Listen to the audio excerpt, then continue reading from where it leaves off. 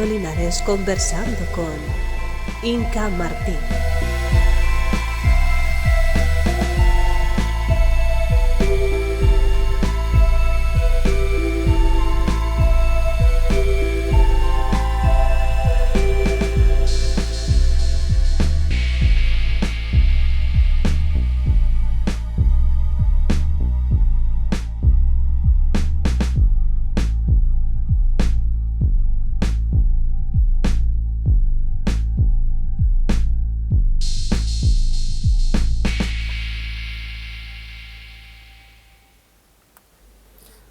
Hola, son las 13:17 de la tarde, pero en vuestro futuro, es decir, este jueves, cuando lo estáis viendo, pues serán las 8:30 de la tarde.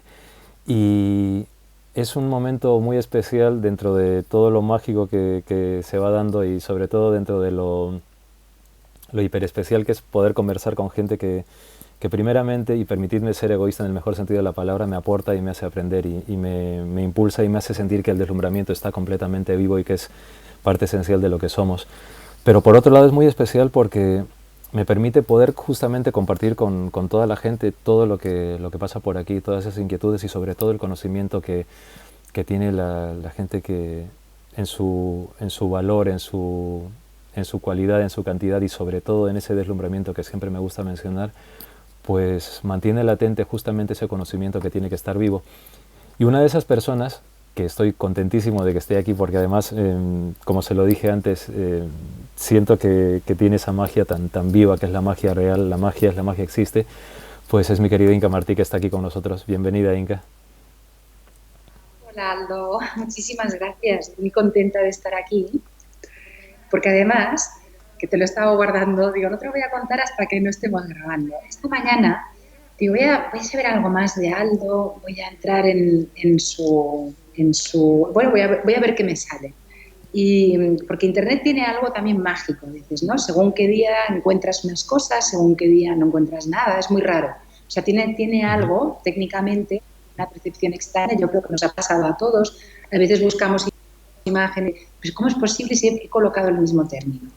Y me salió una entrevista que te hicieron a raíz de tu libro y en 13 lunas, creo que es 13 Ujú. lunas, ¿no? Una Sí. radio de láser en Alcoy, ¿no? Ujú. Radio Alcoy. Sí.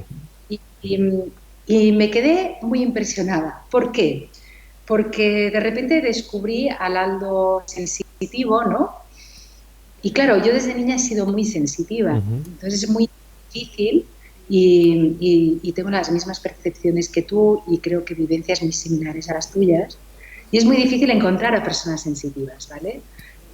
Tú más porque estás más en contacto, al estar en Cuarto Milenio, esto, lo otro, pues claro, estáis más relacionados y también con EPTA, ¿no? Porque he visto que Ujú. teníais Claro, en mi caso, menos. Entonces, claro, encontrarme con alguien sensitivo, pensé, qué maravilla.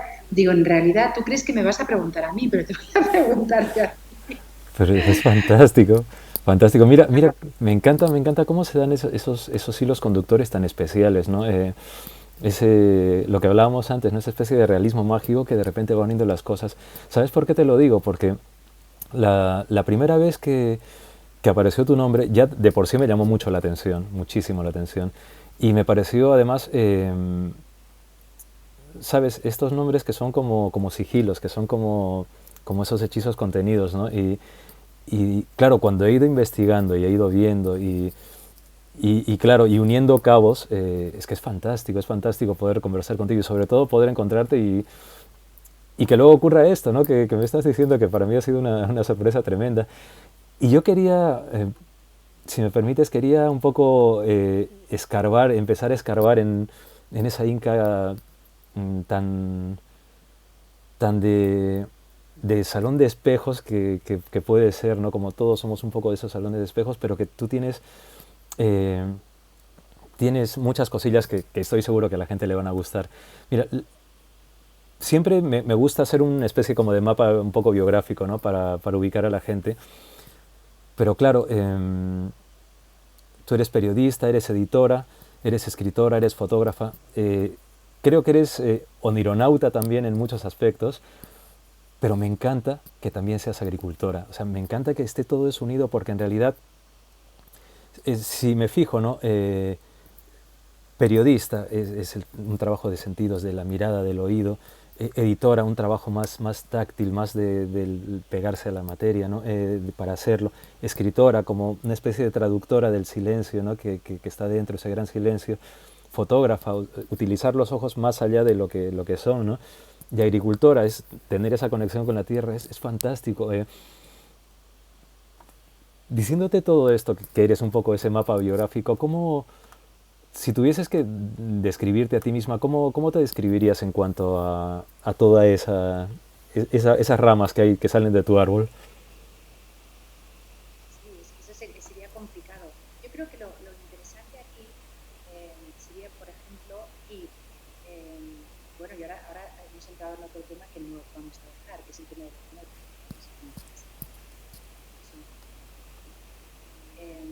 Yo creo que hay un dato importante. Desde niña, por ejemplo, para mí lo que más me interesaba era el Renacimiento. Yo estaba enamorada de Lorenzo el Magnífico. Yo tenía un libro de clase, como teníamos todos, y yo me quedaba horas viendo la imagen, ¿sabes? Y para mí eso era lo que me llamaba. Y tú sabes muy bien que hay como pequeños detalles a lo largo de nuestra vida que te van llamando y te van encaminando. Uh-huh. ¿A qué me estaba encaminando?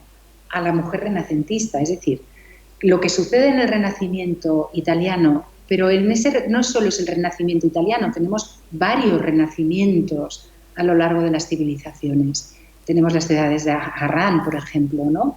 Tenemos obviamente Egipto, tenemos toda una serie de movimientos que están llamando, o hay momentos del ser humano en donde todo reverdece, todo, hay un esplendor. Y en ese esplendor y en ese renacimiento normalmente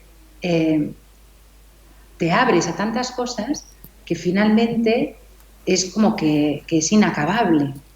Yo me recuerdo a mí misma con 30 años y estaba muerta. Yo empecé a trabajar en televisión, empecé muy joven, con 21 años, empecé a trabajar en programas en directo, diarios y directos, que es lo más difícil, ¿no? Sobre todo porque además en aquella época solo teníamos dos cadenas, la 1 y la 2. Yo siempre era de la 2, lo de las inmensas minorías, siempre me tocaba la 2.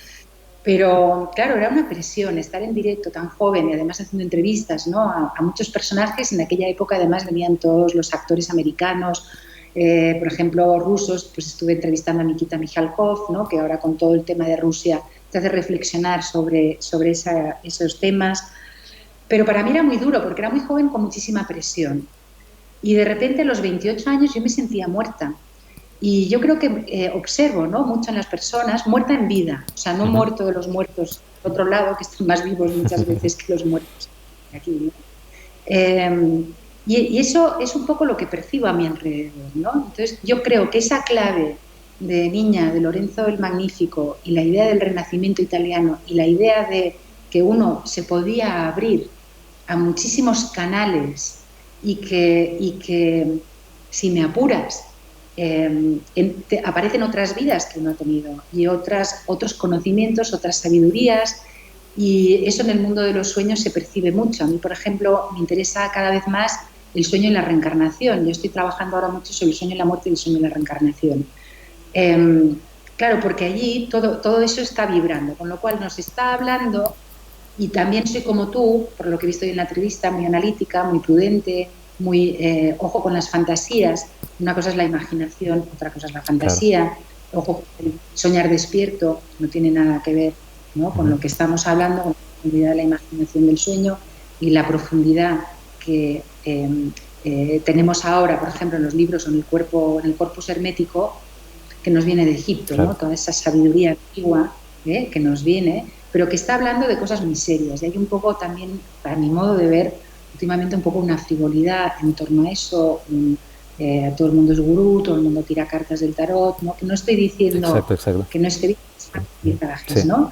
Pero sí que es un camino serio, que es un camino de rigor, que es un camino de honestidad, que es un camino en donde nos podemos equivocar muchas veces y hay que regresar. Entonces, claro, cuando yo hablo de la facilidad o la posibilidad de florecimiento, la posibilidad de despertar y de entroncar con otros seres y otras vivencias que están dentro de uno mismo, que a veces no sé ni si es uno mismo, porque a veces ya digo, bueno, dentro de las múltiples voces, ¿no? De los múltiples espejos, que yo creo que Jung, ¿no? en las madres lo refleja muy bien. Esa idea que tenemos que es seres que hablan, que son parte de nosotros mismos, ¿no? Yo creo que todo eso es un campo muy, muy interesante. Entonces, todos esos espejos y esas personalidades han ido surgiendo de una Inca humana muerta, porque yo a los 28, 29 yo me sentía como muerta, porque además fumaba paquetes de tabaco, estaba muy estresada, ¿sabes? Y veo ahora muchas veces el reflejo en muchas de las personas con las que me encuentro, ¿no? Es decir, que cuanto más materialista se vuelve el ser humano, menos riqueza o menos reflejos, menos espejos, menos reverberaciones, menos ecos le llegan, ¿no?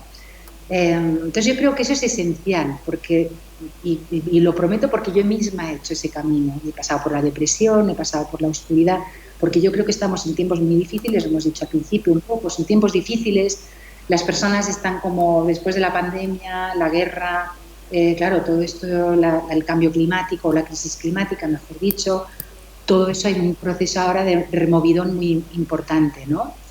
Entonces, en el fondo lo que estoy intentando es un canto a la esperanza, ¿vale? Es decir, cierta, eso Blake tenía unos versos que también siempre me han servido, que es awake, awake, sleeper, ¿no? Sí. Entonces, cuando tú estás dormido, hay que despertar, ¿no? Y no se puede estar en vida muerto. Y hay otros caminos y esos caminos y esas luces son maravillosas, ¿no? Y entonces empiezan a aparecer muchas posibilidades de uno mismo. La parte de agricultura, por ejemplo, para mí es importante sobre todo por mi conexión con la naturaleza, ¿no? Esa es la que ahora me toma mucho tiempo, mucho trabajo, y un trabajo además muy pesado porque es quizás el mundo de la agricultura y de la ganadería es el que se ha vuelto el más lejano al espíritu, Claro. ¿vale? Estoy en el oeste, donde es un país muy de Vox, vimos el otro día la manifestación en Madrid, ¿no? En donde eran los eslogans, ¿no? El macho bravío de antes. Claro, entonces eso, bueno, es como, pero por eso digo que todo tiene, ¿no?, sus partes de saber jugar entre la parte tierra, cuerpo, materia y la parte más espiritual, la parte de los viajes, la parte que a veces las personas es como que nos queremos quedar en las partes de los viajes, ¿no? El lado neptuniano de, no, yo lo que quiero es estar en las brumas neptunianas del mundo imaginal y ni tan siquiera es imaginal, entonces el mundo de la fantasía y de ahí nos perdemos, ¿no? Y el enraizamiento en la naturaleza es esencial para poder volar.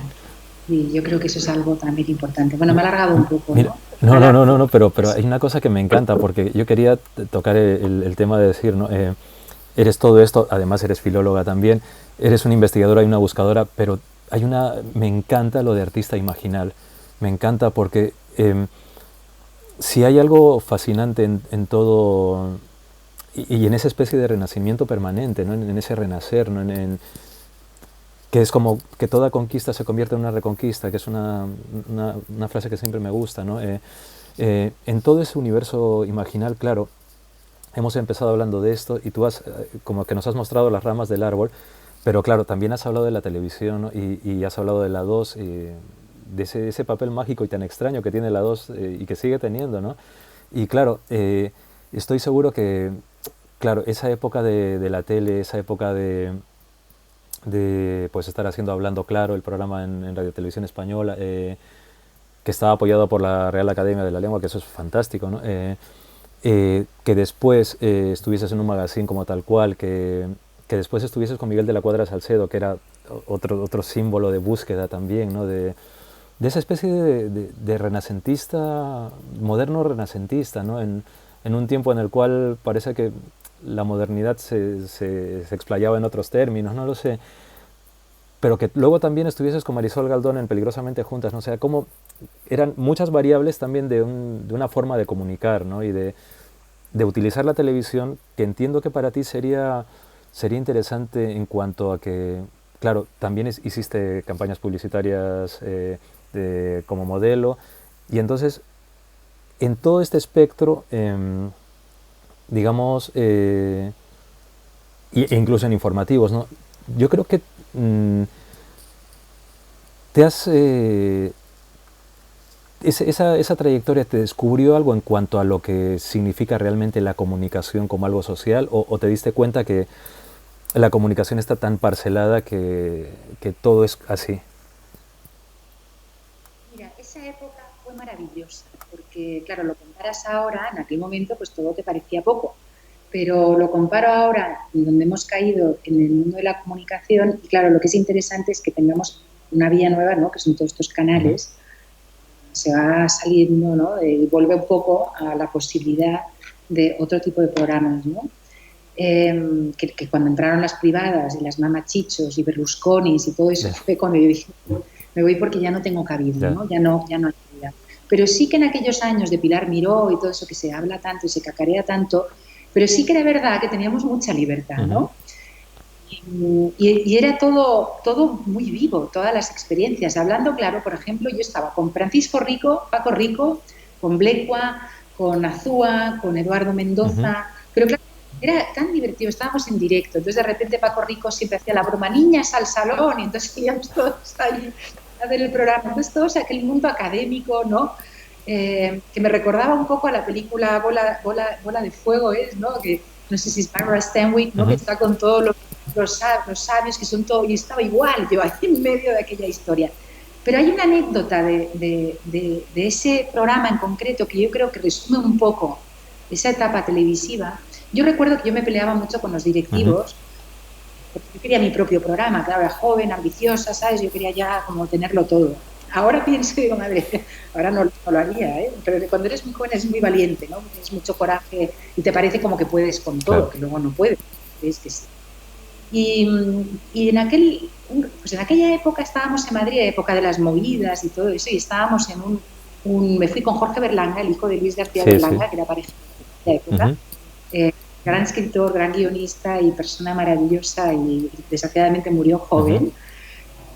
Y con Jorge, bueno, pues dijimos, tal, y había un sitio que se llamaba el Riscal. El Riscal era un lugar de alterne de Ujú. mujeres, pero fino, o sea, se sentaban en mesas, daban conversación y luego si se daba algo más, pues Ujú. ahí.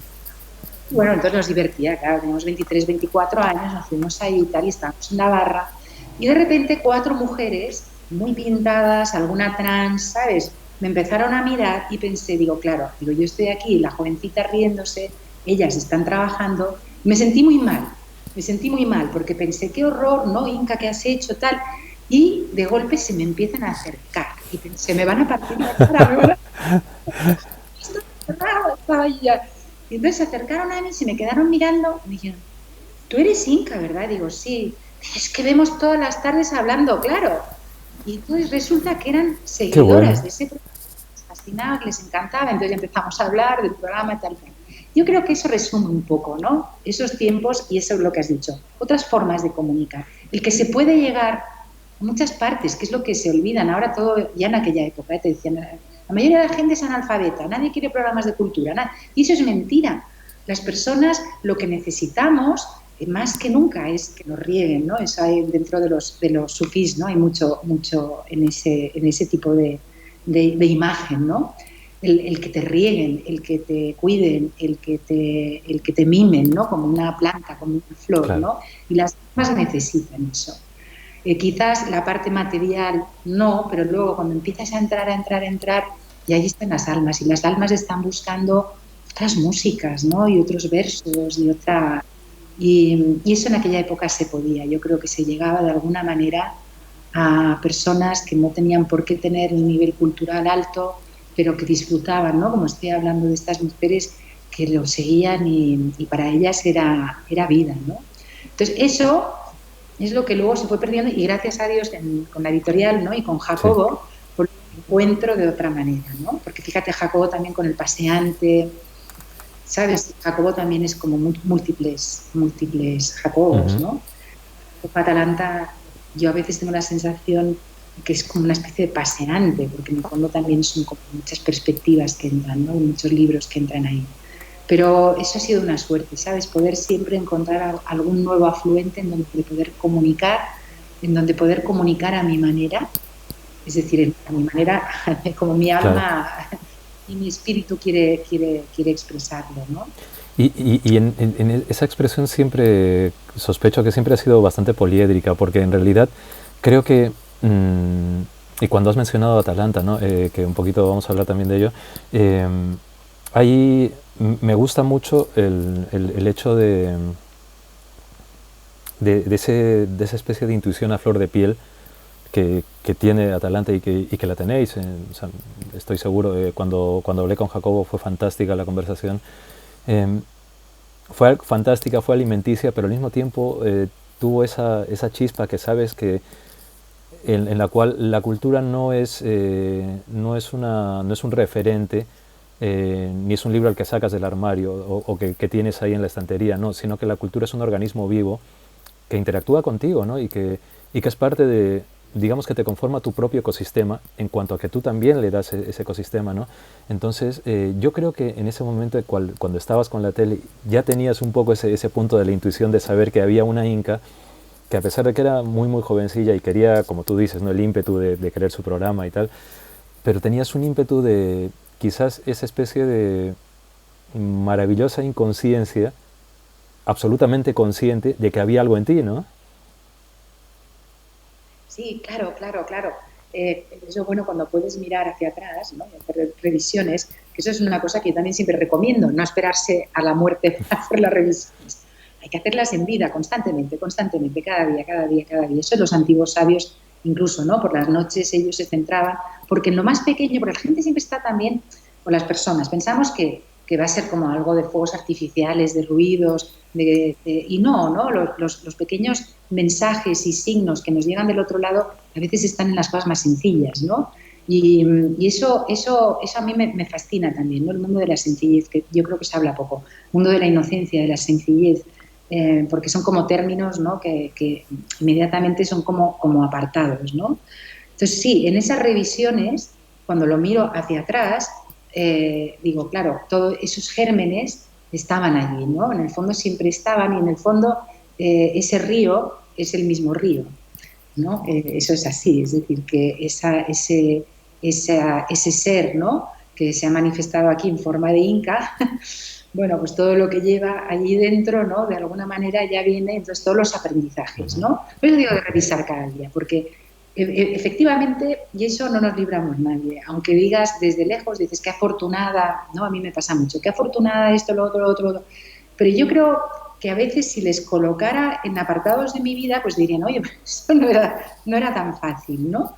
Y entonces yo soy muy Saturno, tengo mucho Saturno en mi carta astral, tengo una carta astral además compleja, nada fácil, de muchos retos, y me gustan los retos porque he aprendido que cada reto ha sido una mejora enorme, ¿no? Y una felicidad y una alegría. Entonces, al revés, ¿no? O sea, que toco madera porque, claro, luego te pueden venir retos. Dije, porque yo dije eso, ese reto no voy a poder poner. Pero yo creo que esa es la maravilla de la vida, ¿no? El ver realmente que cada una de las cosas que nos suceden, las más desagradables, las más difíciles, las más tristes, si sabemos, siempre utilizo la idea del hechizo mágico, ¿no? Siempre pienso que quizá por los sueños también me lleva a ese tipo de visión de la vida. Son narraciones en las que estamos y en esas narraciones siempre hay una llave mágica. En esas narraciones siempre hay la anciana que te va a dar una pócima y esa pócima. Siempre hay aquello de las hadas, que hay una que te ha echado el maleficio. También, ¿eh? Eso es innegable. Siempre hay alguien, pero igual la que te ha echado el maleficio es la más interesante, porque gracias a ese maleficio aprendes a saber, ¿no? Entonces, es un laberinto, obviamente es un laberinto. El mito de Ariadna, por ejemplo, para mí es un mito muy vivo. Es mi mito más trabajado, seguramente. Ariadna, además, muere y revive. Es que es muy interesante, ¿eh? Ahí tienes, claro, con Dioniso, cuando las Ménadas se la encuentran que casi está ya a punto de morir. Yo creo que Ariadna muere y renace, y en la segunda vida es su vida con Dioniso, ¿no? Pero ahí hay una clave, porque si nos fijamos en Ariadna, el laberinto, el Minotauro, que para mí el Minotauro es un ser, a diferencia de verlo como un ser primitivo, para mí es un ser muy evolucionado. En realidad ella, cuando sale del laberinto, está Teseo y está Fedra, su hermana, que son como la corporeidad de lo más material, ¿no? De hecho, la abandonan a ella en la isla y ellos se van, ¿no? Es la formada por Teseo y Fedra. Y luego la historia de Teseo y Fedra es como muy, muy humana, muy material, muy terrenal, mientras que Ariadna en sus dificultades logra de repente, ¿no?, irse con Dionisio y acaba como estrella, ¿no?, como la corona, ¿no?, porque ya sabes que cuando alcanzabas la inmortalidad, ¿no?, el dios, ¿no?, los dioses te regalaban la fortuna de transformarte en una formación, ¿no?, de estrellas. Que eso yo creo que está muy conectado también con Egipto, claro, ¿no?, seguramente, claro, porque los griegos sabemos que lo sacan todo de Egipto y lo sacan mucho de Egipto, ¿no? Pero sí, yo creo que, bueno, me he ido un poco por las ramas. Me encanta, pero me encanta, si te vas por las ramas me encanta también, ¿sabes por qué? Porque es parte del árbol, y el árbol, y es lo que dices tú, según como lo veas, pues se ve por aquí, se ve por aquí, se ve por aquí, pero el árbol es el árbol, ¿no? Y me encanta, y además, ¿sabes por qué? Pienso también, porque cuando has hablado de la fortuna, ¿no? De la fortuna de poder hacer cosas y de poder acceder a ellas y de poder vivirlas, claro, tiene que ser una fortuna también estar con la persona que amas en el sentido más especial de la palabra y poder llevar adelante un sueño que es justamente tener la fortuna de, si no sintetizar, abrazar un poco al conocimiento, y en 2005 que aparezca Ediciones Atalanta y que abracéis, digamos, cobijéis tanto conocimiento de tantas épocas, con tanta proyección y sobre todo con ese brillo que tiene realmente la búsqueda, ¿no? Tiene que ser alucinante, fascinante, tiene que serlo. Lo es. Y por ejemplo, hay una cosa que me sorprendió mucho, porque con Japón desde el primer día siempre nos hemos entendido muy bien, como si nos conociéramos de aquello que se dice, ¿no? Se conocía como de toda la vida, ¿no? Pues eso nos sucedió y cuando tú miras nuestras cartas astrológicas y las unes, es increíble porque la geometría es perfecta. O sea, los astrólogos, por ejemplo, Richard Tarnas, yo me metí en astrología por Richard Tarnas, que he tenido la suerte, es de sus que tengo millones de fortunas. Conocí a Richard Tarnas, entonces Richard Tarnas con Cosmos y Psique y La Pasión de la Mente Occidental, pues vino a vernos y de repente, claro, me interesó a mí, yo en aquel momento la astrología había ido a algún astrólogo, me había fascinado porque algún astrólogo muy bueno me había acertado cosas del futuro, sobre todo en una época en la que he dicho antes que estuve muy deprimida. Entonces, claro, cuando estás muy deprimida y estás en el hoyo, y estás en aquella oscuridad y toda esa vitalidad que soy yo, vibrante, no tenía vitalidad, estaba ahí como muy apagada. Y me dijo, en 6 meses va a pasar esto, lo otro. Y yo lo único que tenía era esa cinta, esa cassette, en donde este hombre me decía eso. Y efectivamente se fue cumpliendo todo. Entonces, desde entonces ya la astrología me la miré con otra cara, porque dije, bueno, digo, pero a ver, ¿qué contiene esto? Como este señor, obviamente, él es un astrólogo mediúmico, ¿no? Que leyó, obviamente eso en astrología es muy complicado saber, a no ser que estés muy conectado intuitivamente y poder leer, ¿no?, el campo de la persona. Sí. Yo, cuando conocí a Tarnas y me empezó a hablar, que Tarnas es muy distinto, porque claro, Tarnas viene desde el mundo filosófico, desde el mundo Harvard, es un investigador de Salem también, ¿vale? Con Grof, con Stanislas Grof, que son íntimos amigos. Sí. Es muy interesante también todo el camino, ves el árbol, ¿no? Hacia donde nos lleva ese árbol. Y claro, es muy fascinante cuando empiezas a entrar en el mundo astrológico, empiezas a trabajar las cartas, empiezas a trabajar los planetas, empiezas a entender. Y es otra cosa que le recomiendo a todo el mundo, esa carta de navegación, que también para Jung fue muy importante, porque él se dio cuenta que para ayudar a sus pacientes, si tenía la carta astral, la astrológica de esa persona, le daba muchas pistas para poderle ayudar, ¿no? Entonces, yo creo que allí, los astrólogos, entre ellos Richard Tarnas, me descubrieron, porque yo no lo sabía, que la carta astral astrológica Jacobo y mía está absolutamente compenetrada. De una manera increíble. Entonces, claro, eso también te llama la atención, porque dices, claro, eso de conocerse de toda la vida tiene su sentido, porque realmente, astrológicamente, por ejemplo, tú tienes allí esas dos personas en perfecta conexión. Entonces dices, no wonder, que dirían los ingleses, no es una sorpresa, no es un asombro que estas dos personas empiezan a fusionar y cada uno aporta, ¿no?, a la editorial pues algunos aspectos. Mi parte es más brumosa, más neptuniana, ¿vale? Yo estoy en el mundo intuitivo, en el mundo de Neptuno, de la casa 12, tengo casi todos mis planetas en casa 12, con lo cual mi mundo es totalmente imaginal. Y Jacobo es un muy buen comunicador, los dos somos comunicadores, él es un comunicador excelente, persona muy analítica, ya has hablado con él, discierne muy claro y en la editorial la tiene muy clara, ¿sabes? Es decir, qué título. Es un director de orquesta maravilloso. Pues eso es genial y además esa mezcla es como muy alquímica también, ¿sabes? Y me encanta. Es curioso porque ahora es como si estuviese nublado por allí porque te veo un poquito más oscura, pero hay momentos en que viene la luz, ¿sabes? Sí, sí, es curioso, es curioso. Y además me encanta porque estamos al mismo tiempo, pero como en dos realidades paralelas, ¿sabes? Me encanta. Y eso me sirve para entrar en un terreno fascinante que a mí me atrajo completamente cuando me enteré de lo que estabas haciendo y ahora me lo está reafirmando escuchándote, ¿sabes? Y una cosa que me encanta y que te lo voy a decir porque siempre me gusta decirlo en quienes lo siento es que quienes pasáis por aquí, me encanta que nos podáis ayudar a ver con la palabra, que eso es una cosa que me encanta, ¿sabes?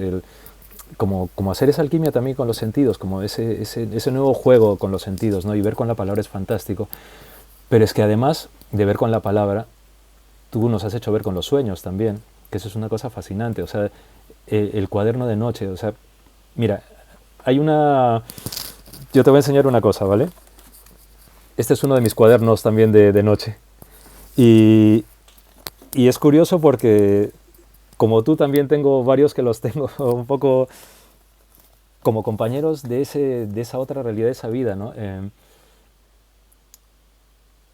Y claro, sacas 65 sueños seleccionados de entre más de 1000, si no me equivoco, ¿verdad? Que tienes, que componen 11 cuadernos escritos desde el 2000, escritos desde el 2000. Entonces, claro, como nironauta, como investigadora, como buscadora, cuando tú ves el cuaderno de noche, ¿qué ves ahí? O sea, porque entiendo que has plasmado los sueños, lo que has podido coger de esos sueños, pero al mismo tiempo el sueño está como libre en donde esté, en esa dimensión. O sea, ¿qué se siente? ¿Cómo ha sido esto? Bueno, claro, ves, por ejemplo, ahí Jacobo también es una parte esencial, porque Jacobo fue el que yo he sido desde niña. Yo digo siempre, he tenido todos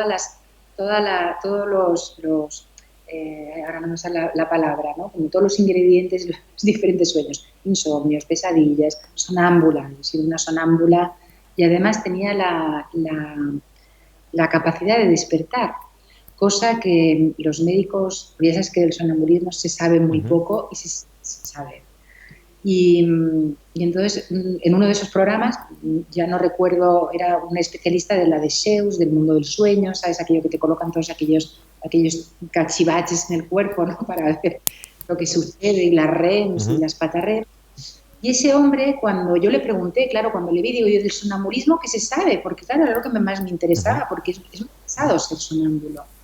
Porque claro, te despiertas en sitios, pues igual que es muy incómodo, en casas de amigos, ¿sabes? Desde niña y de repente pues ahí iba y asustaba a la abuela. Recuerdo una pobre abuela que me metí en su habitación y la pobre casi se muere y se puso a chillar porque de repente me vio a mí como una figura fantasmagórica entrando, ¿no? Según mis padres siempre entraba muy feliz y sonriente y siempre entraba con una gran sonrisa, pero claro, no deja de ser siempre extraño encontrarte con sus... Claro, entonces Jacobo de repente dijo, pero es que esos sueños, tus sueños son distintos, deberías recopilarlos.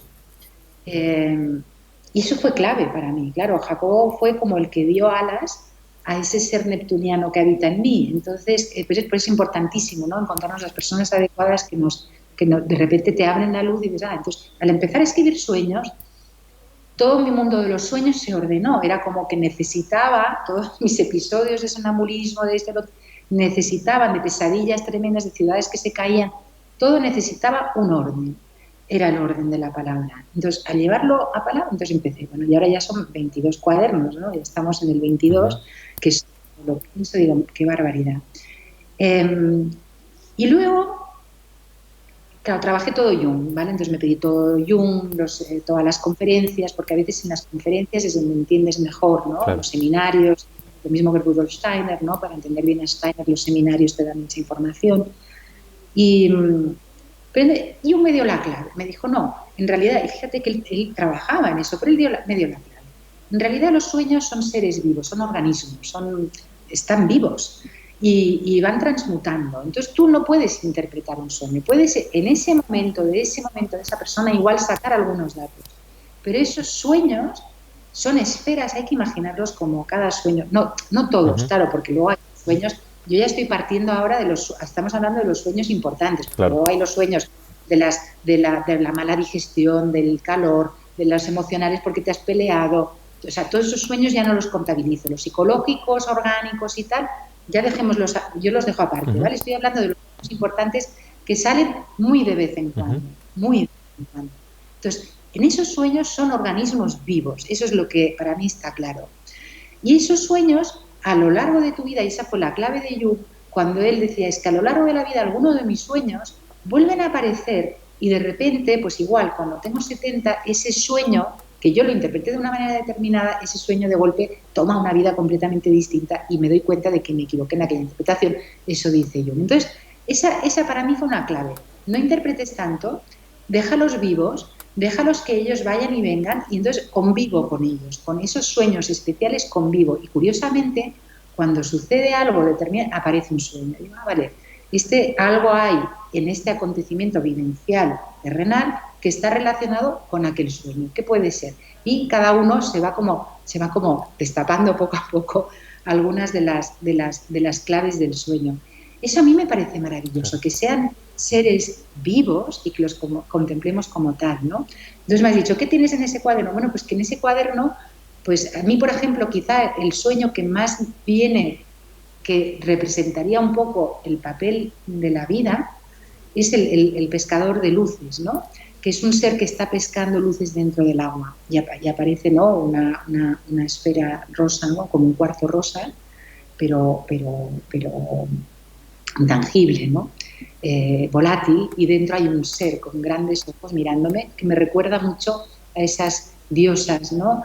De la antigua Babilonia que son, ¿no? Que solo son ojos, ¿no? Donde solo tenemos la expresión de ojos. Ese es el ser que me encuentro y ese ser está siempre ahí como hablándome, ¿vale? Ese ser está siempre hablando y así es todos ellos, ¿no? Entonces yo vivo como en una sinfonía de sueños, eso sería el punto. Antes he dicho Jacobo era un director de orquesta, yo vivo como en una sinfonía de sueños y aparecen y desaparecen, ¿no? Y luego ahora, por ejemplo, pues estoy muy encaminado, como te he dicho, en el tema de los sueños y la reencarnación, los sueños y la muerte. Quizá porque estamos en un periodo en donde ya estamos viendo muchas muertes, ¿no? Vuelve otra vez con guerras, claro. Y ves el otro día, tuve ese sueño que dije, para mí, y quizá durante un año siempre digo que son cosechas. No todos los años tengo una buena cosecha de sueños. A veces tengo 2, 3, ¿no? O sea, a veces digo, vaya, hubo una época que eran 3 años de una pobreza, digo, ¿qué está pasando? O sea, que tampoco hay que estar ahí como esperando a que siempre sea así, porque ellos tienen su ritmo y no se sabe qué es lo que abrimos para que puedan entrar, ¿no? Pero ese sueño último que además era tremendo porque estaba Putin en mi sueño. Hoy en día soñar con Putin es lo más desagradable que uno se pueda imaginar. Y no era un Putin desagradable. O sea, digamos que seguramente vi el lado que lo debe tener, más porque todos tenemos, ¿no? Oscuridades, luces y oscuridades. Él claramente representa toda la oscuridad de la humanidad, ¿no? Yo creo que en él se está cristalizando, ¿no? Toda la porquería que tenemos todos seguramente y está escenificando ese ser abominable. Y digo, es una abominación, ¿no? Volviendo otra vez aquí, ¿no? Es una abominación porque está ahí, se ve que ese hombre está perturbado. El otro día le enseñaban agarrado como a la mesa, ¿no? O sea, le está pasando como al Harkonnen, ¿no? Cuando empiezan ahí todos se lo están devorando. Bueno, pues a mí me tocó el Putin más amable y me regalaba una planta. Y entonces en esa planta eran flores azules, chiquitas flores azules preciosas, una planta viva. Y de repente, al caer las flores, de ahí surgían mariposas azules que se elevaban, ¿no? Salían volando. Entonces pensé, qué bonito sueño, porque en el fondo me está hablando, una de las posibles interpretaciones, porque he dicho que está bien, pero en aquel momento para mí era, vale, no te agobies tanto con todos los muertos que estás viendo, porque yo me miro, todos los muertos estos y tal, me los miro porque es como le encuentro con la muerte, ¿no? Digo, intento encontrar una explicación, ¿no? Entonces digo, todo eso en realidad son formaciones y somos mariposas, ¿no? Entonces, una vez más, como en tantos otros sueños a lo largo de mi vida, me está hablando de la reencarnación, me está hablando de que somos una planta, de que somos flores, de que somos diversas flores y que luego nos transmutamos en mariposas. Que la mariposa es muy amplia, porque yo también te he escuchado hoy, ¿no?, en las entrevistas, que hay muchas posibilidades de muerte y hay muchas posibilidades de reencarnaciones, que parece como que todo sea una historia. No. Yo creo que seguramente en todas las diferentes religiones nos han dado muchas pistas de posibilidades, claro, ¿no? Que todo el mundo que va a ser el túnel aquel de la luz y tal, pero en el libro de Pim Van Lommel, y volviendo a Atalanta, Conciencia más allá de la vida, Pim Van Lommel, que es un cardiólogo holandés que llevaba un hospital de 10.000 camas, 10.000 camas en Holanda, que eso es serio, porque además en el norte es muy serio. Y ese señor cardiólogo, en su libro, solo recoge las historias que él puede demostrar que son verídicas, que no se pueden transformar. No hay posibilidades de, pero esta persona tal, es decir, personas que realmente estaban muertas, ¿no? Y que tienen esas vivencias de todo lo que ven, ¿no? Como esta persona que es ciega porque la metieron en una incubadora, le habían explotado los glóbulos oculares, y esa persona ve, y cuando regresa explica todo lo que ha visto alrededor del hospital, cómo era la ventana, las zapatillas de la habitación tal que estaba. Claro, es interesante porque estaba reventado el globo, o sea, no había ninguna posibilidad de visión en esa mujer, ¿no? Pim Van Lommel cuenta algo que la gente se lo pasa de largo, pero que es muy interesante, que hay muy pocas personas que quieran hablar de sus experiencias que no han sido tan bonitas, ni el túnel de luz, ni Los Ángeles, ¿vale? Y explico dos, porque solo hay dos que se atreven a explicarle, porque claro, es como, si yo he tenido una experiencia negativa, soy como el pitufo negro, no lo voy a contar, porque no, las personas no lo quieren contar, yo lo entiendo, porque dices, no, es que queda fatal, porque es que debo ser mala persona, entre comillas, ¿no? Y los dos que lo cuentan son terribles, porque hay uno que se pasa todo el rato, uno que todo el rato quiere tener una relación sexual y no puede consumir, ¿no? Debe consumar, está ahí, y es un eterno, es como Sísifo, imagínate, pero en lugar, habrá gente que dirá que maravilloso, yo creo que ha de ser terrible, como un conejo ahí constantemente enganchado a eso, ¿no?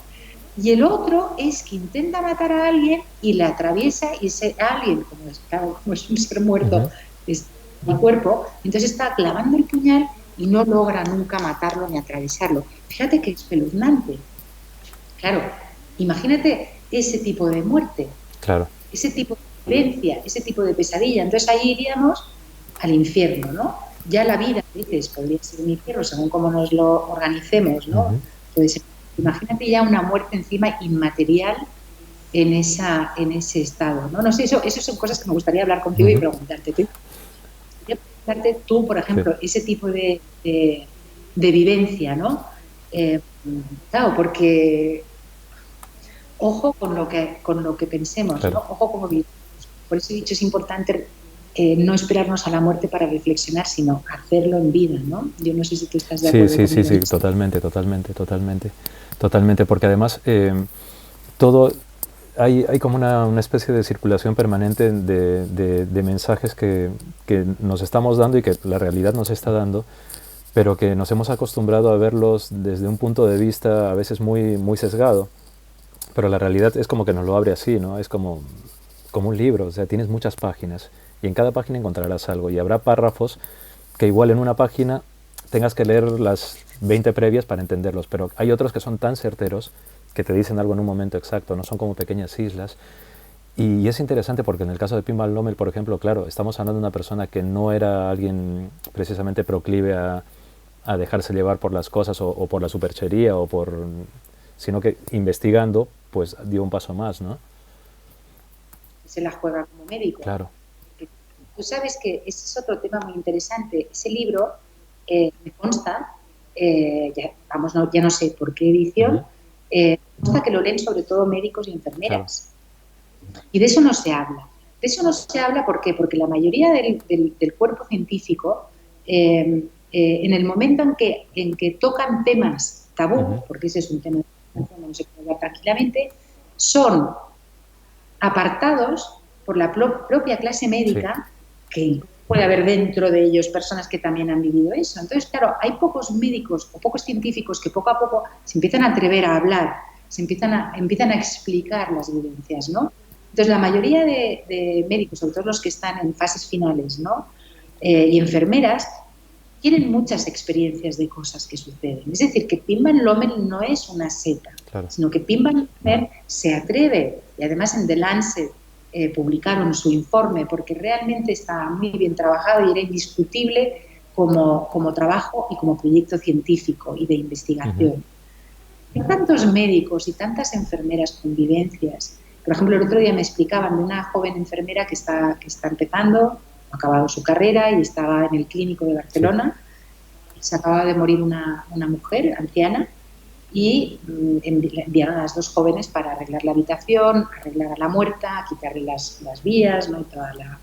Y entraron allí y entonces de repente empezó a sonar el timbre de la muerta. Y ellas dicen, pero ¿cómo es posible? Esta mujer está muerta. Y el timbre sonaba y sonaba y sonaba y sonaba.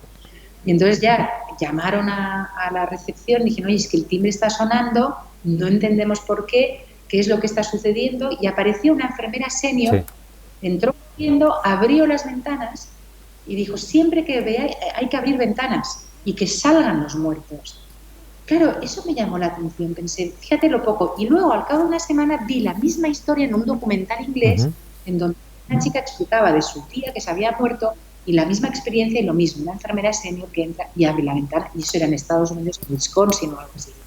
Con lo cual, está claro que si se hablara más con las enfermeras y las enfermeras tuvieran la libertad de explicarnos lo que ven, veríamos un tema de la muerte muy distinto al que intentan colocar, ¿no?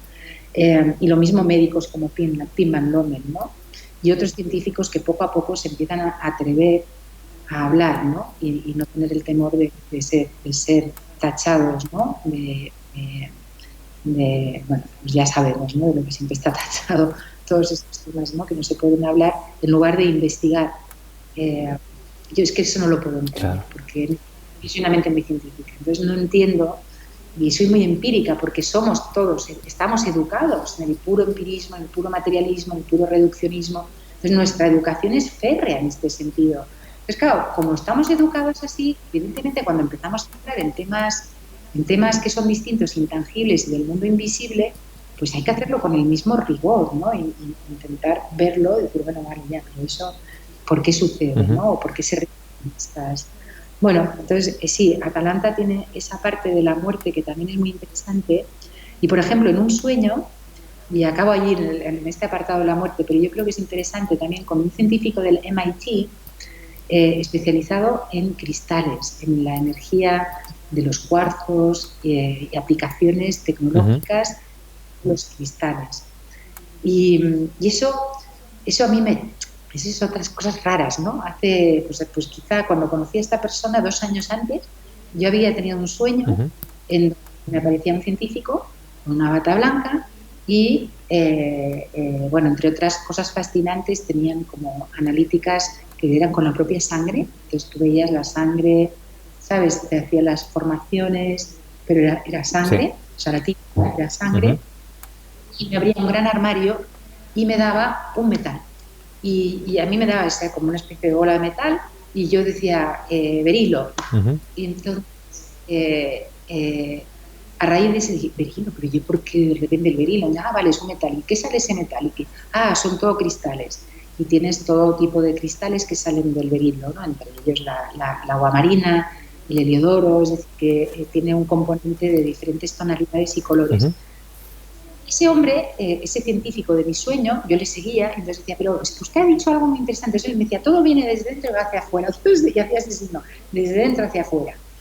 Y al cabo de 2 años, este amigo mío en Roma dice, oye, vamos a tener una cena y tal, te voy a sentar al lado de este científico del MIT, especializado en cristales, especializado en tecnología de cristales, Y cuando le vi que era el científico de mi sueño.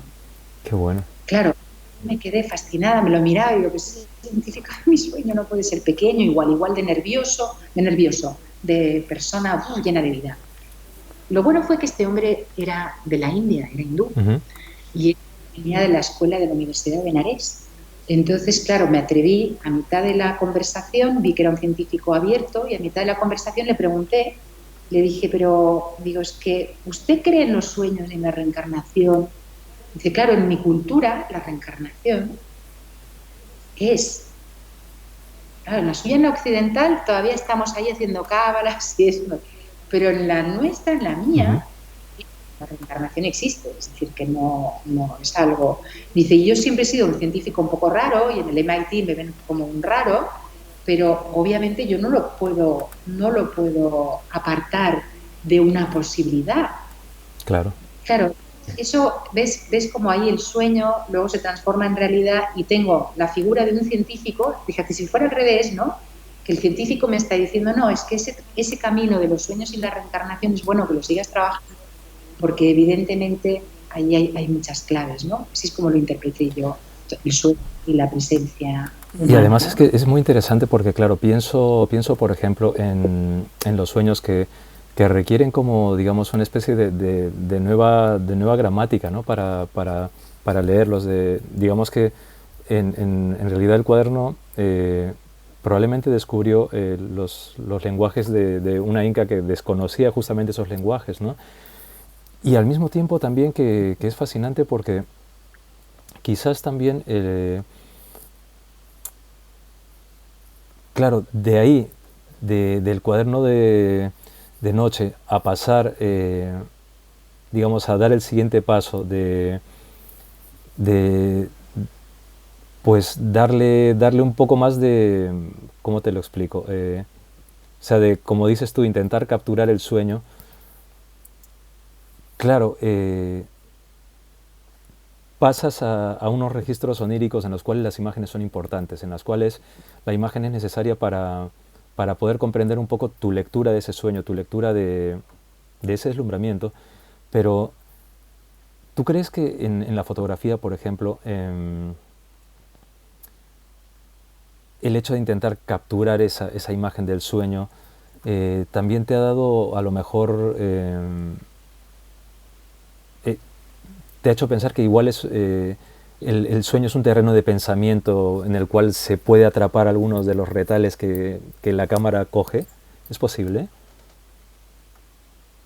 Yo sí creo, claro, la cámara, ay, eso también el nacimiento de la cámara no deja de ser fotón, no deja de ser luz, o sea, es que la cámara es un artilugio eh, muy curioso, ¿no? Si lo pensamos desde el lado de la luz y lo pensamos, ¿no? Desde el lado esotérico, ¿no? Claro. De lo que significa. Claro, porque yo nunca jamás, yo no soy nada tecnológica, entonces digo, de repente con cámaras y cuando estoy con fotógrafos, ¿no? Que les encanta porque es como muy masculino, bueno, ahora me Ujú. dirían no, pero ¿sabes? Como muy de Sí. artefacto y de los objetivos, y si analógico y si digital. Y ya empezamos como allí a perdernos, ¿no? En el mundo, como digo yo, de las motos y de todo el mundo de la maquinaria, Ujú. ¿no? No, a mí la cámara me interesa en realidad como la Polaroid, es decir, que a mí me gusta la imagen es rápida, porque claro, eso se escapa, igual que un sueño, fíjate, siempre es lo mismo, es muy mercurial, porque la buena imagen es que es un segundo, tú dices, vuelvo otra vez y el objetivo lo cambio, ya se ha Ya. ido, ese es como el sueño, ya no está. Entonces tú tienes que ir rápido con lo que tengas en la mano y dejarte de historias, Ujú. ¿no? Y luego, por ejemplo, a mí, ¿qué es lo que porque yo quería ser pintora y me encantan los colores. Entonces, claro, yo no soy fatídica como pintora, entonces por ahí no podía tener ninguna salida. Ujú. Pero gracias a la cámara, ahí están los colores. Y puedo jugar con los colores. Y esos colores, siempre digo, son los colores de mis sueños. O sea, yo el color que lo acentúo, lo tal, es porque es el color de mis sueños. Yo, por ejemplo, hay toda una serie de fotografía azul porque hay un lugar al que accedo de vez en cuando, que es el reino, yo lo llamo el reino de los azules, porque ahí todo está en Ujú. azul. Y entonces esos colores están vivos, tienen una energía viva, palpitante. Entonces, por eso de alguna manera yo lo quiero llevar a las imágenes, ¿no? Ese más allá. Y muchas veces me pregunto, igual como en los sueños, ¿no? Cuando la gente dice que sueña en blanco y negro, yo me quedo ojiplática, porque digo, ¿qué están Ya, diciendo? ¿Cómo en blanco y negro? Digo, es que es porque la fotografía en blanco y negro es una cosa conceptual, es mental. Es que realmente ven en blanco y negro porque ya son tan intelectuales, tan mentales, tan conceptuales que lo ven en blanco y negro. Me pregunto, porque como yo no me puedo meter dentro tuyo, ni tú te puedes meter dentro mío, yo no sé qué colores ves tú, ni claro, qué colores veo yo. claro, claro, Claro, claro. eso es muy interesante. Oye, ¿y cómo lo estarán viendo? ¿No? ¿Qué estamos viendo? No lo sabemos. Entonces, eso es el blanco y negro, a mí me fulminan cuando me dicen que ven en blanco y Ujú, negro. Entonces, puede ser un arabesco para quedar interesante, no lo sé. Pero igual sí, ¿no? Entonces también decían, ¿no? Los perros ven en blanco y negro, claro. ¿no? Y digo, bueno, entonces, no sé, es todo muy extraño, ¿no? O sea, ya solo en ese mundo de fotografía, ya las imágenes como las vemos cada uno. Pero, pero, Pero sí, perdona, partiendo de la base de que no solamente eres fotógrafa, sino que eres una creadora, claro, cuando lo has dicho esto se me ha venido a la cabeza, ¿no? El hecho de, vale, pero Inca como creadora, eh, cree, ¿cómo lo digo? ¿Crees que la imagen tiene un reflejo y la palabra tiene un reflejo y que se alimentan o pueden ser, partiendo de la misma base, completamente distintas, opuestas?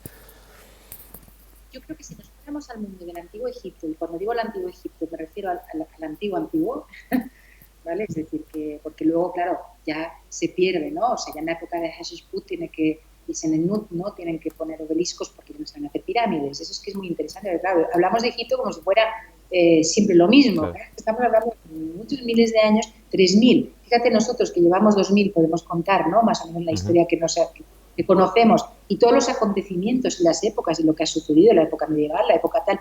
Y en cambio Egipto parece como, bueno, es inamovible y siempre fue la ujú, misma. No. Vamos al antiguo Egipto, que es donde está el meollo de la situación, ¿no? Claro, ellos la importancia que le dan a la palabra, la importancia que le dan a la imagen, ¿no? Todo eso es reverbera, todo eso está lleno de vida, ¿no?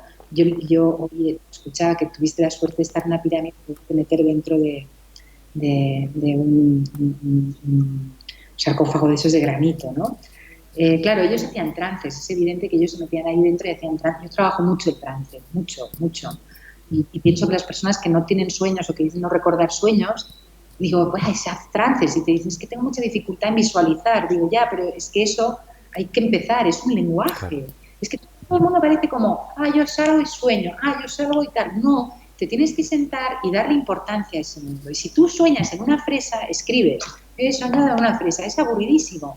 Pero de la fresa irás avanzando, avanzando y cuando lleguemos a no sé cuántos, de golpe ya, ¡pum!, empiezan imágenes. ¿No? Entonces, eso yo creo que es otra cosa importante. Yo, fíjate que siempre voy a lo mismo, trabajo, trabajo, trabajo. Eso.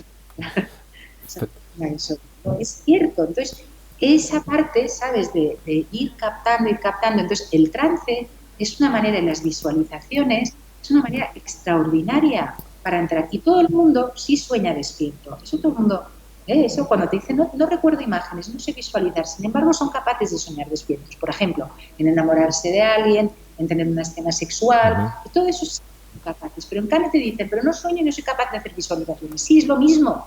Es lo mismo que haces, soñar despierto, pero con una dimensión más profunda. Una dimensión mucho más profunda, como ahí te metes en mar bravo. Entonces, claro, es no tener miedo y meterte en ese mar, claro, ¿no? claro, claro. Y mira, me encanta porque em, tiene, o sea, todo todo es un viaje constante, ¿no? Y me encanta porque nos estás llevando por todos estos vericuetos en los cuales, claro, estamos hablando de sueños, estamos hablando del Egipto más, más panorámico, pero al mismo tiempo más de semilla, ¿no? Pero claro, pues además de todas estas cosas, además de ese, de ese poliedro, digamos, que es tu curiosidad, claro, o sea, has traducido algunos libros del alemán, Otto, el Tresor de Nueva York, has hecho varias exposiciones, Paisajes de viento, Talismanes en el camino, Levantar el velo, Revelaciones, has hecho todo eso y al mismo tiempo sospecho que en esta observación, y que es una cosa que me encanta, Eh, Hay una cosa que bulle muchísimo en ti, que es la valoración del silencio como justamente quizás lenguaje de lo más interior que tenemos, ¿verdad? ¿Cómo evalúas el silencio para ti? Claro, bueno, es que es otra de las palabras mágicas, ¿no? Y en esta época de tanto ruido, que eso es lo peor, ¿no? Yo creo que una de las grandes dificultades que tenemos hoy en día es esa constante ruido, movimiento, que al mismo tiempo es muy interesante, porque es muy fértil y puedes tener muchas cosas, ¿verdad? Pero no podemos estar más alejados del silencio, ¿no? Porque es obviamente ruido externo, es ruido interno. Yo, por ejemplo, Jacobo y yo no podemos vivir ya en lugares en donde hay ruido, ya desde que somos incapaces de estar en sitios de silencio, ¿no?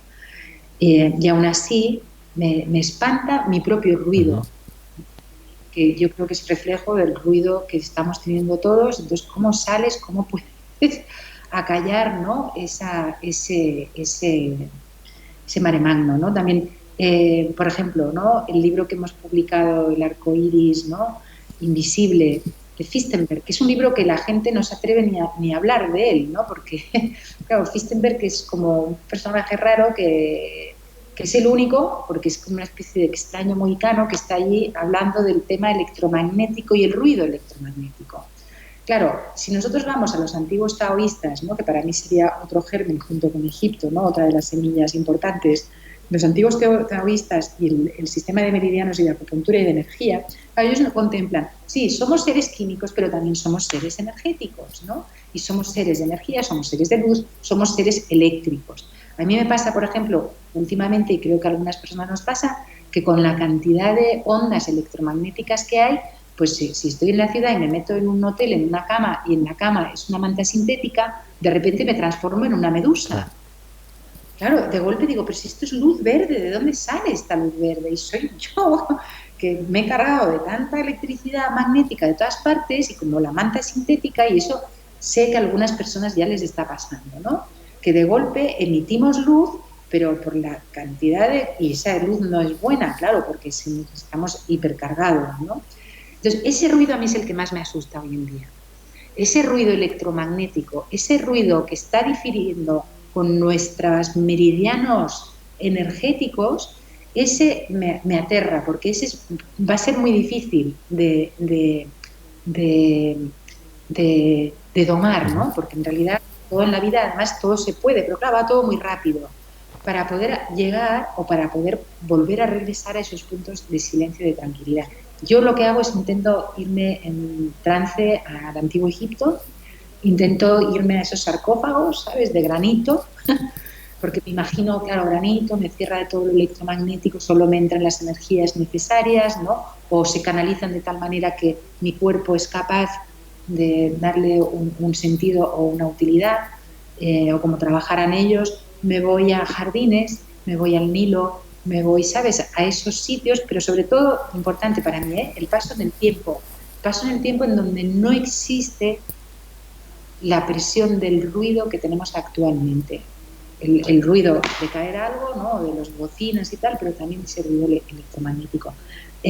Eso, para los que somos sensibles, yo, por ejemplo, recuerdo hace 20 años, que dices, es que tampoco hace tanto tiempo, pero yo me iba en el campo, ya estábamos con ordenadores, ¿no? Porque en el fondo ahora ya llevamos 30 años con ordenadores, ¿no? Que parece la gente de 20 y tal, no, es que ya nosotros ya somos abuelos del ordenador, porque yo llevo años ya con estas máquinas.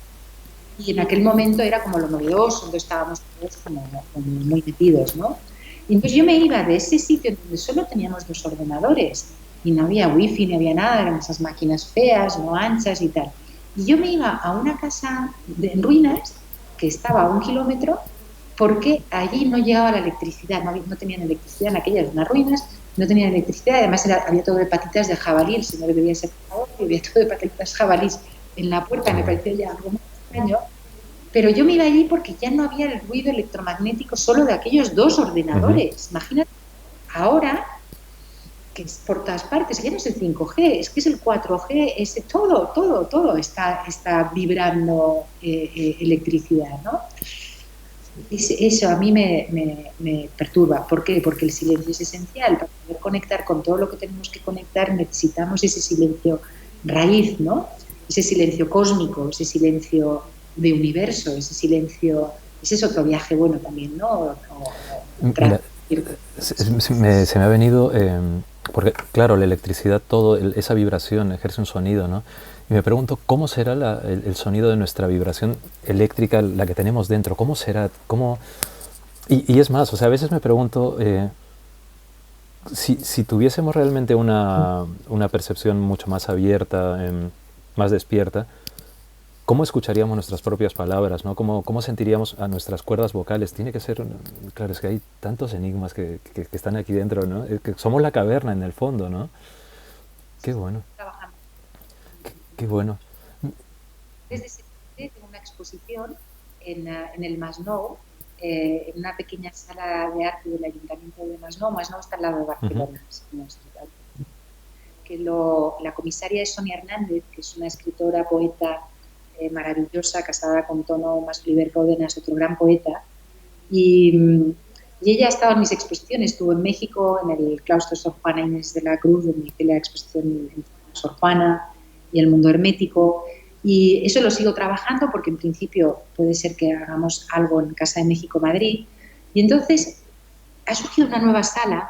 O sea, una nueva sala. Es que para mí los espacios, claro, como lo vivo como los sueños, y en los sueños tenemos muchas veces castas, ¿no? Y espacios.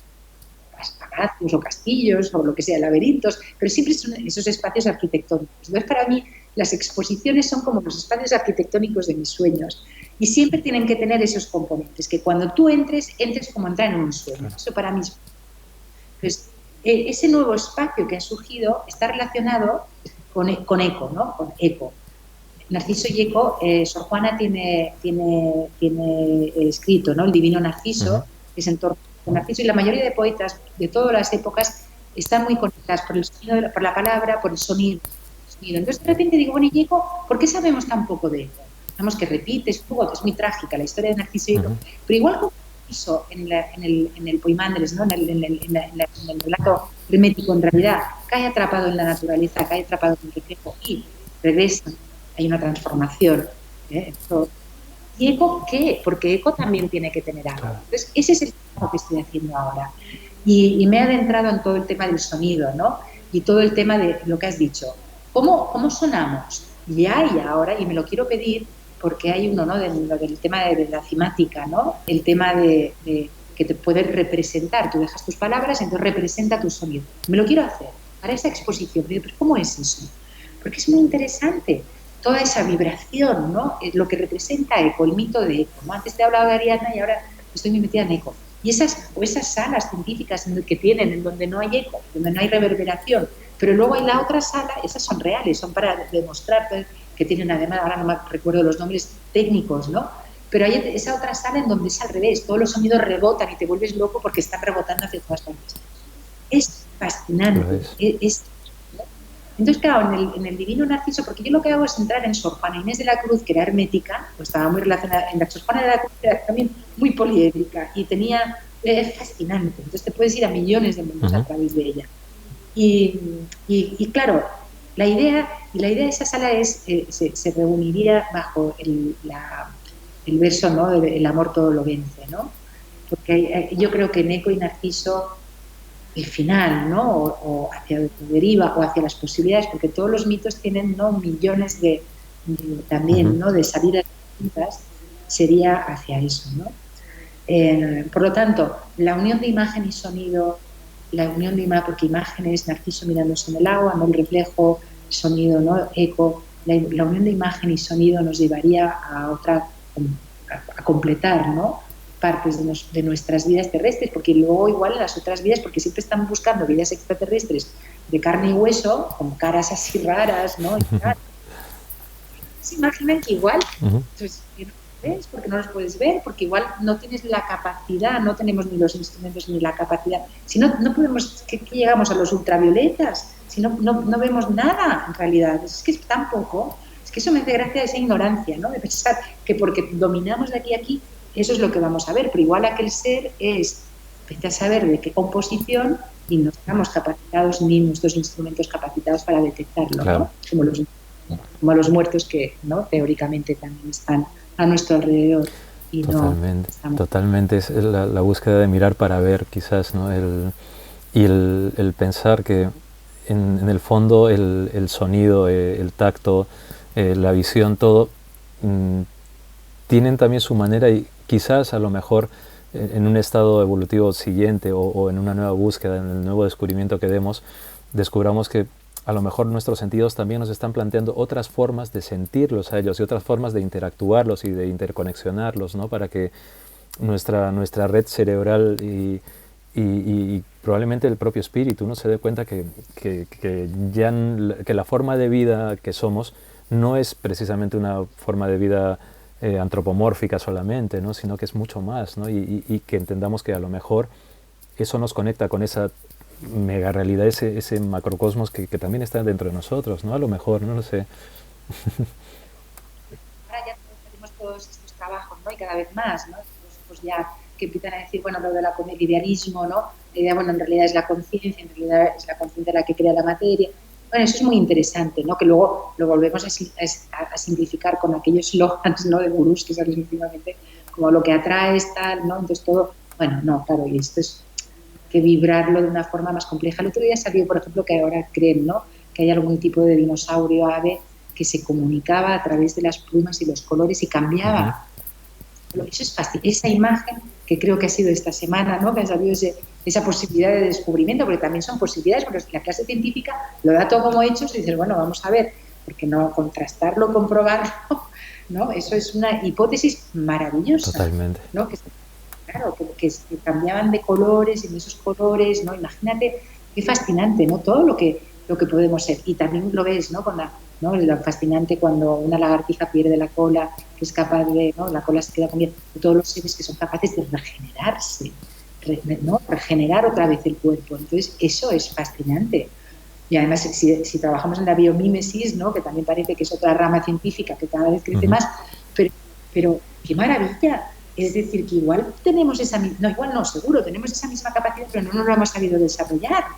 Claro, entonces eso es que dices, es que hay tantas posibilidades y tantas probabilidades que solo podemos estar dentro del arrobo y del entusiasmo, ¿no? En lugar de que nos llevan cada vez más a esas oscuridades, depresiones, ¿no?, a la incapacidad de poder ver la maravilla de lo que es nuestro organismo. ¿Yo por qué quiero meterme un chip si ya tengo millones de posibilidades de movimiento? Y me puedo mover a otras vidas y a otras personas y captar y tal. ¿Para qué necesito eso? No lo necesito. O sea, es que eso tampoco lo puedo entender, ¿no? Esa simplificación reduccionista de nuestro propio cuerpo humano, que es extraordinario. Eso es algo que también me asombra de la purricia, ¿no? De que nos cuenta, ¿no?, de ese despertar. Y en ese fascinante menos es más, pero que claro, que implica también un movimiento, ¿no? Tiene que haber, o sea, una acción, o sea, nada va a llegar porque sí, o sea, hay que ir a por ello. Y yo te voy a hacer un par más de preguntas para no abusar ya de tu tiempo. La primera que me da mucha curiosidad es la Inca pequeñita que está en Westfalia y la Inca de ahora, en ese juego en el cual qué es el tiempo, qué es el espacio, da igual ya, pero que sin embargo hay un hilo conductor total. ¿Tú qué le dirías a la Inca pequeñita ahora?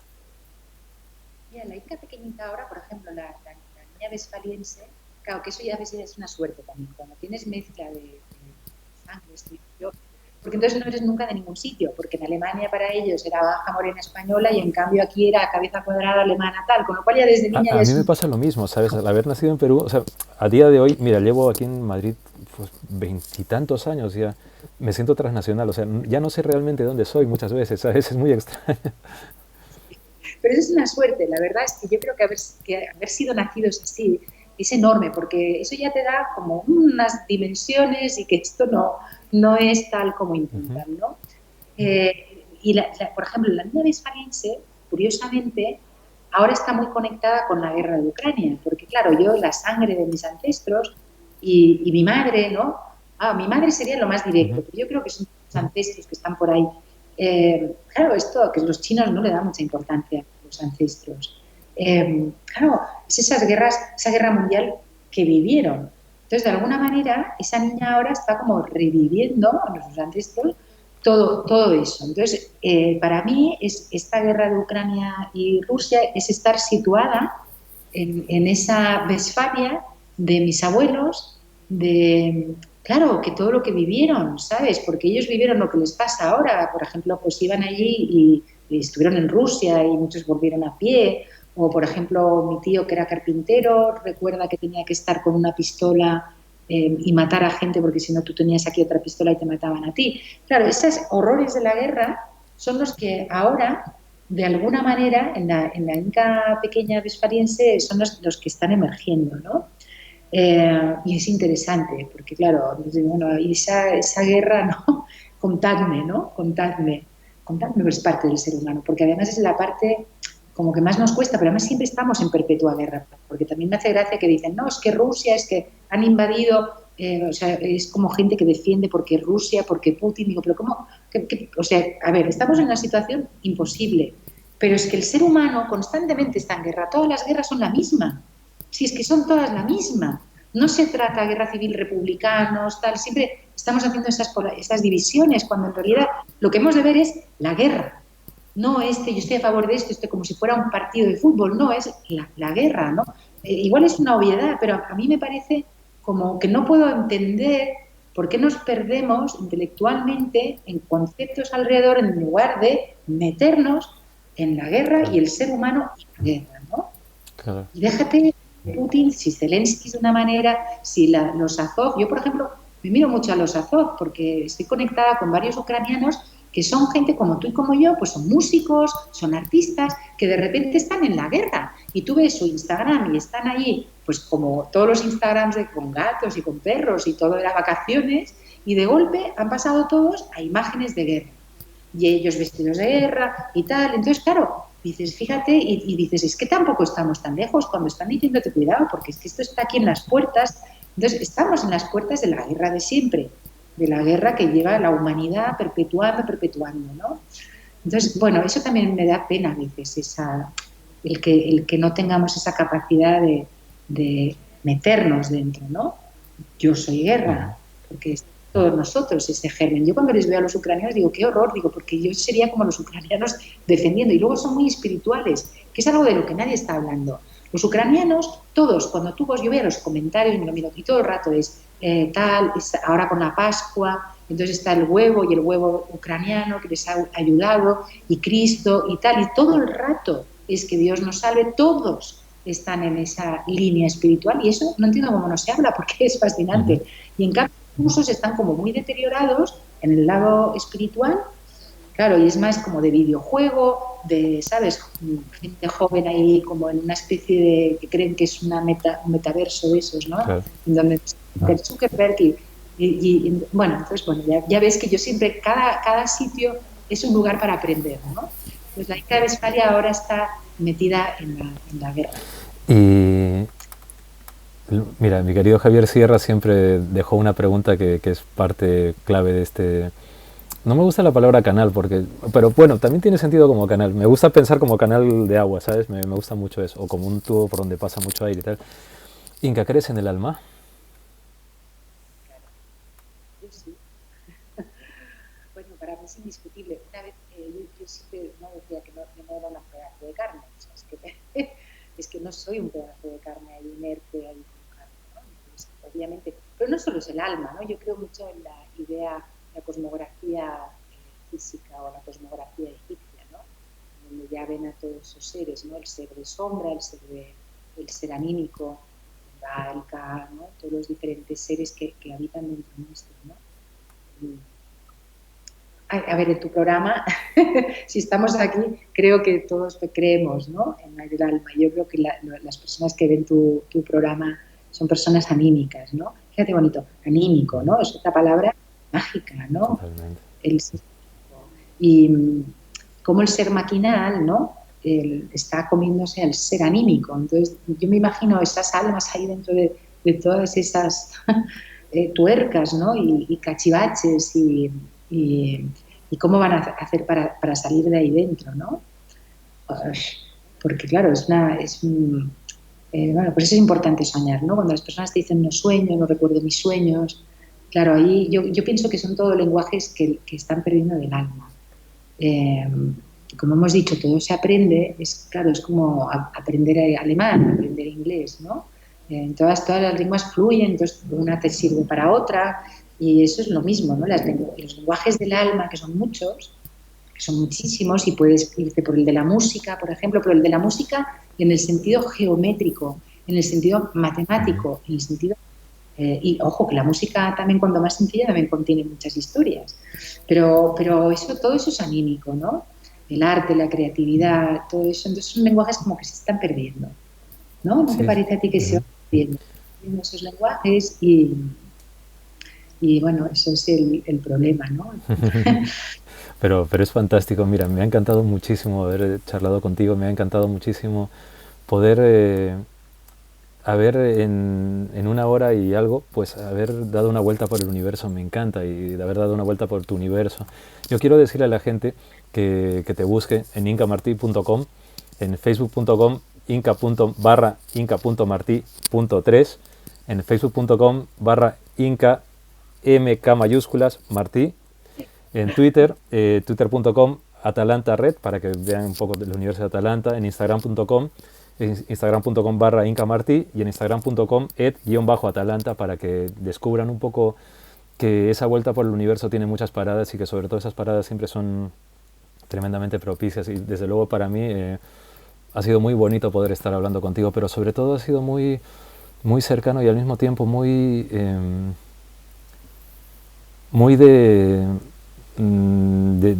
palabra, de sentimiento, de pensamiento, pero que con el silencio se han dado la mano así, ¿sabes? Y eso es una cosa fantástica, porque eso creo que es la comunicación, ¿no? Y además que me ha encantado muchísimo que a, tu emoción hablase a través de ti, que tu deslumbramiento hablase a través de ti, que tu curiosidad hablase a través de ti, que tu conocimiento hablase, y esto es fantástico, porque desde luego para mí esa es la razón de ser de este canal, pero sobre todo creo que es una muestra de que efectivamente la magia, sí, la magia existe, ¿sabes? Y te lo quiero agradecer muchísimo, Inca, de verdad, muchísimo. Para el remate en cuanto al alma, yo creo que este canal es un canal del lenguaje del corazón, ¿no?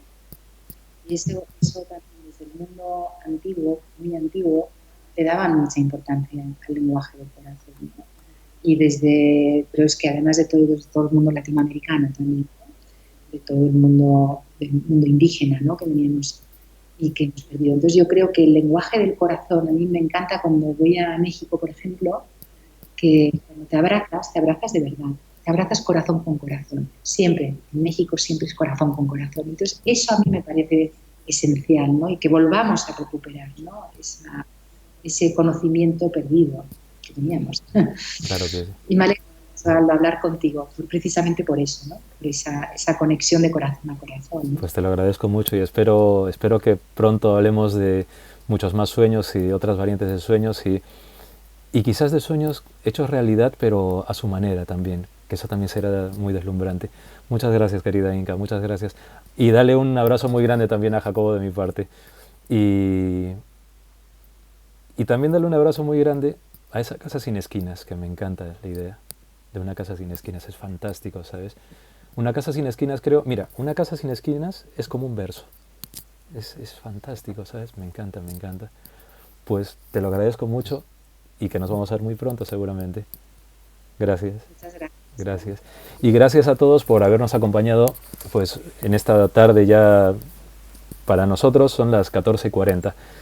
Seguramente para vosotros pues será ya prácticamente casi las 10 de la noche, y estamos hablando desde el pasado en un futuro que se está escribiendo en cada momento, pero que para mí esto es presente y futuro también, así que sé que para Inca también lo es, y espero que el jueves que viene pues nos veamos con una nueva cita de deslumbramiento, y sobre todo con esa gran cualidad que tenemos, que es la capacidad de preguntarnos cosas. Así que gracias, y espero que la noche sea propicia, aunque lo diga por la tarde.